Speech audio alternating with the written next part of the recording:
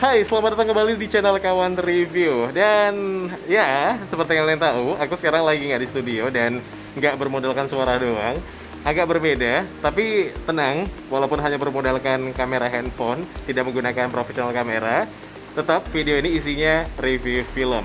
Kalau kalian tanya aku lagi di mana, sekarang aku ada di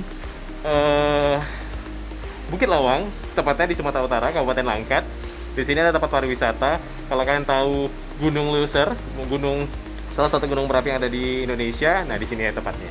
Oke, film yang bakal aku review ini adalah film yang sebenarnya akan tayang April 2020. Tapi sayangnya karena dampak corona, film ini tidak jadi tayang. Dan akhirnya memilih Netflix, di mana film ini akhirnya tayang. Nah, 17 Agustus kemarin, film berjudul Guru-Guru Gokil ini akhirnya resmi rilis.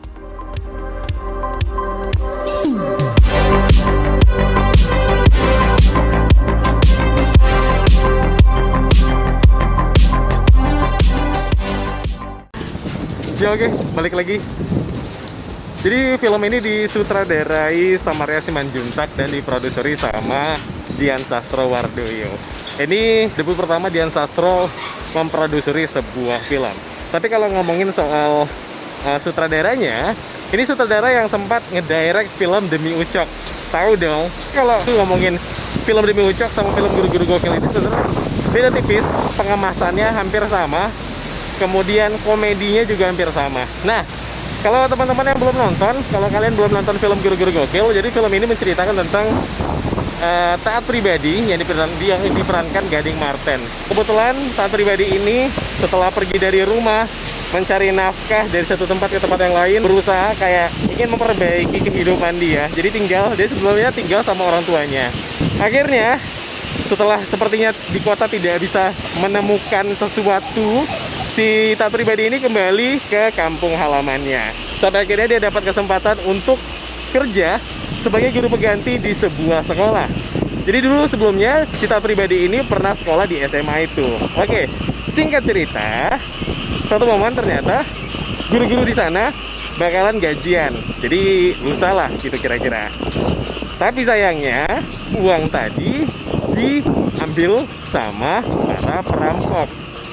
Nah, disitulah akhirnya konflik pun berkembang. Akhirnya taat pribadi, kemudian guru-guru yang lain mulai mencari tahu siapa perampok uang tersebut. Film ini secara gamblangnya sebenarnya film yang sederhana. Ini adalah film keluarga.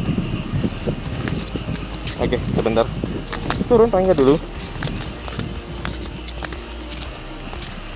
Ini, sumpah tangganya curam banget. Awas memang jatuh. Mana sih sana? Sana ya? Oke, sebenarnya film ini film keluarga seperti biasanya. Jadi nggak menuntut teman-teman yang mau nonton harus memutar otak. Konflik dramanya sangat ringan, balutan komedinya juga menggelitik, dialognya nggak terasa kikuk walaupun ceritanya sangat ringan. Dialognya nggak terasa cringe, nggak kayak iya apa sih ngomong apa sih gitu. Nah, terus kalau ngomongin soal para jajaran pemainnya, oke, aku intip lagi.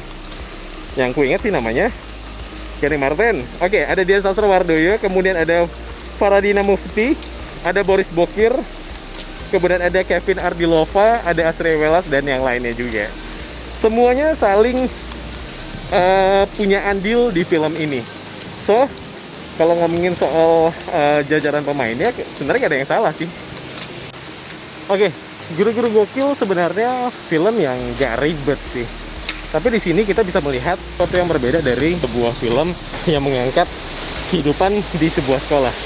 Kalau biasanya kan film-film yang mengangkat kehidupan di sebuah sekolah kan itu biasanya berfokus sama para siswa-siswinya. Kalau ini kan enggak. Dari aspek penokohan bagus, sinematografi ya standar biasa aja. Balik lagi, film ini emang menitik beratkan kepada aspek cerita yang begitu ringan. Jadi meskipun nggak relate banget, tapi bisa dinikmati semua orang. sebagai film keluarga. Jadi kalau ada yang mau nonton, silahkan nonton aja di Netflix. Udah tayang 17 Agustus kemarin. Ngos-ngosan sumpah. Ini saya ngajarnya apa Ibu? Kesenian? Bahasa Indonesia? Sejarah. Mati.